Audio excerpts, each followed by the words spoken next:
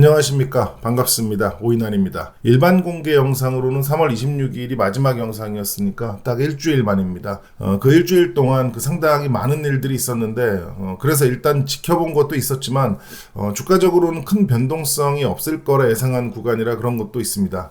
그러나 차트 보는 분들은 아시겠지만 이제 오늘부터는 기술적으로 변동성이 커질 수 있는 구간이기 때문에 이런저런 분석이 필요하기도 하고 또 감사하게도 제 코멘트를 기다려주시는 분들이 많아서 당분간은 자주 뵐 것 같습니다. 아무튼 저는 최근에 영상으로 몇 번 언급드린 대로 오픈 API를 기반으로 엑셀 VBA와 파이썬을 연동해서 보다 효율적인 분석과 방송에 사용할 보기 좋은 자료 화면을 만드는 시스템을 구축하기 위해서 자료도 수집하고 이제 코딩도 하고 있었습니다. 그래서 오픈 API가 가능한 키움증권 계좌까지 처음 개설해서 작업을 하고 있는데 생각보다 오류도 많고 어려운 부분이 있어서 고생을 좀 하고 있습니다. 혹시라도 이 방송을 보시는 분들 중에 관련한 전문가분들이 있다면 도움을 좀 받았으면 하니까 댓글로 남겨주시면 감사하겠습니다. 본론으로 들어가겠습니다.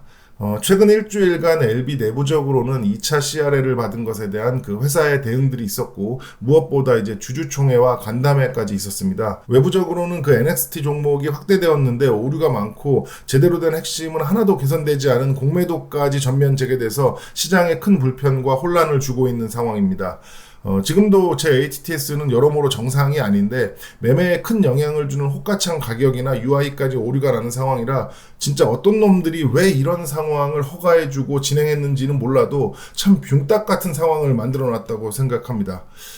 공매도도 이제 참 어이없는 상황이라 할 얘기가 많은데 그건 이제 나중에 따로 하도록 하겠습니다. 아무튼 3.21 사태 이후 지금까지는 기술적인 반등에 의한 다소 안정적인 시기였지만 기술적으로 오늘부터는 중기로 넘어가는 구간이라 큰 변동성이 또 나올 수 있는 시기입니다. 현재 기본적인 관점에서도 보면 이번 주 중으로 포스트 액션 레러 수령을 기대한다고 하니까 이런저런 소문들과 정보 전달의 속도 차이로 인한 선행 움직임도 있을 텐데 사실 주식시장에서 그런 부분들은 어쩔 수 없이 계속 존재할 거기 때문에 그 자체를 그냥 인정하고 참고하는 게 맞지 않나 싶습니다.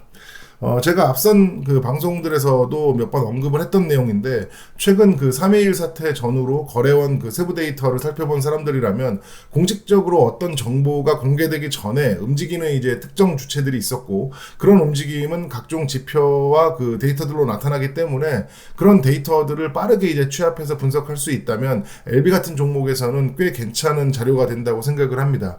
그래서 오늘 몇 가지를 살펴볼 예정인데 먼저 기술적 지표 중 하나인 일봉을 보면 3일 하한가에 이제 거래가 터지고 이후 이제 단기 기술적 반등을 하면서 5일선은 누웠지만 하한가를 맞은 상태라 최소 20일선도 누워야만 이제 중단기 반등을 기대할 수 있는 상황입니다.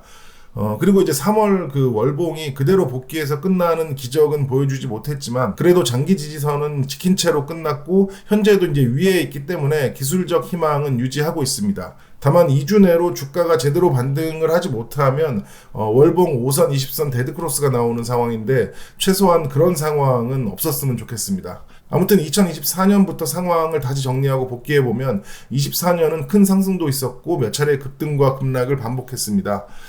특히 5월에는 5.17 사태라는 큰 변곡점도 있었고 특정 시점과 구간에서는 특정 거래원들의 일관된 움직임도 있었는데 최근 약 300거래일 동안의 거래원 세부 데이터와 주가 분석을 바탕으로 세력 그룹을 나누고 그 흐름을 살펴봤습니다. 먼저 세력 그룹은 3개로 분리할 수 있는데 화면에서 이제 보시는 것처럼 1그룹에 NH, 미래, 키움, 삼성을 묶었고 2그룹은 JP, 모건서울, 신한, UBS, 한국증권 3그룹은 메리츠, 골드만, 메릴린치입니다. 일단 이렇게 그룹을 나눈 이유는 최근 300거래일 중 포지션 일치가 가장 많은 그룹끼리 나눈 건데 보시면 세력 그룹 1위 303거래일 중 118거래일 동안 포지션이 일치했습니다. 쉽게 말해서 NH, 미래, 키움, 삼성이 매수나 매도를 같이 한 날이 118거래일이나 된다는 뜻입니다.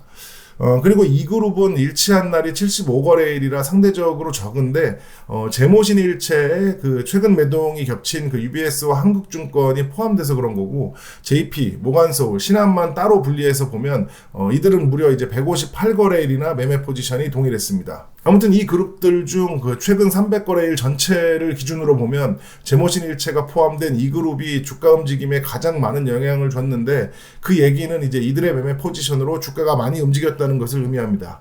그러나 이제 24년 4월 상승 같은 경우는 1그룹이 가장 큰 영향을 줬는데 데이터상으로는 선행 매집이 이루어지고 본격적인 상승에서 홀딩을 하다가 517을 맞은 뒤에 중장기 매도가 나온 상황이라 517과 직접 관련은 없다는 결론이 도출됩니다. 그런데 제모신일체가 주도하는 2그룹, 그 파란색을 보시면 4월 상승 때부터 517 직전까지 눈에 띄는 그 매도를 이어갔기 때문에 이래저래 이제 생각이 많아집니다. 예.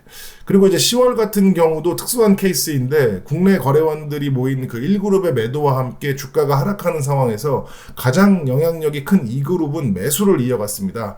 그때부터 이제 다시 그 제모신일체가 속한 2그룹의 매도 매수에 따라서 움직이던 주가는 2월 말 이제 9만 원대까지 갔는데 갑자기 이제 제모신일체가 3.21 사태 직전까지 급한 매도를 쏟아냈고 같은 그룹에 속한 UBS는 3.21 당일과 다음 거래일인 24일 양일에 걸쳐 대량 매도를 쏟아냈습니다.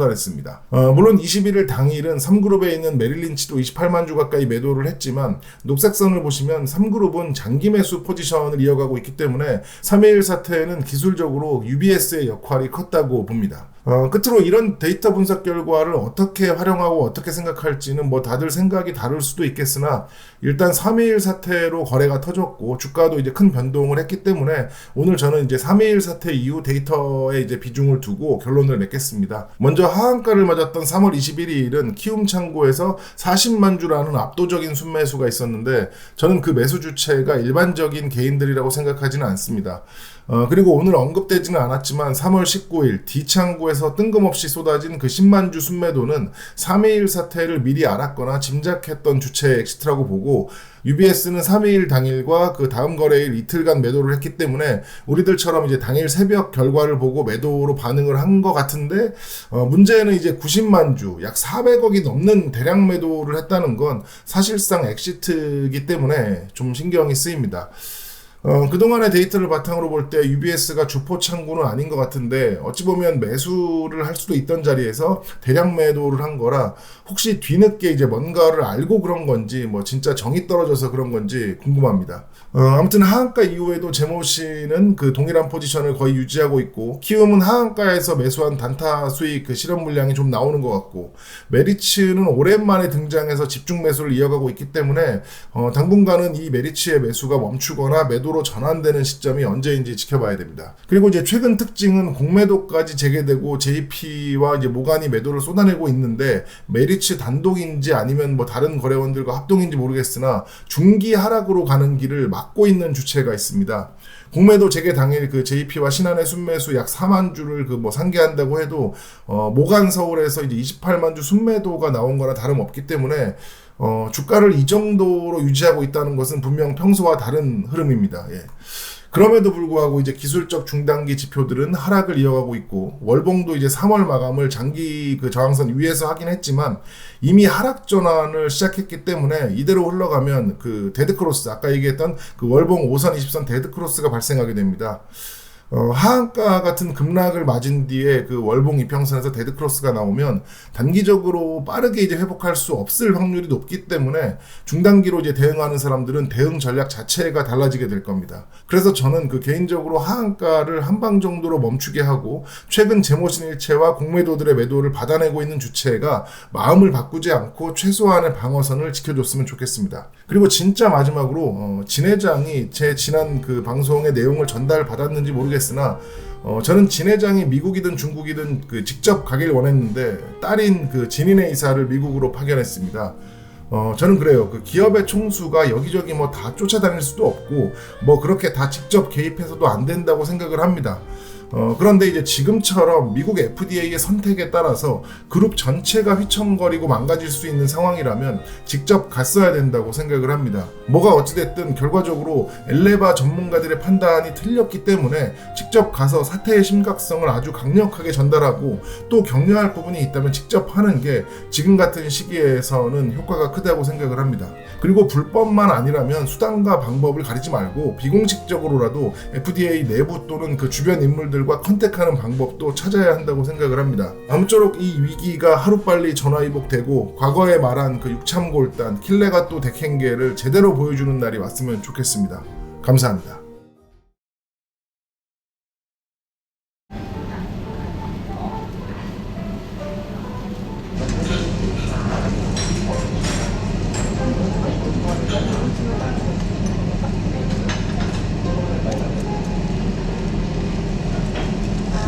Okay.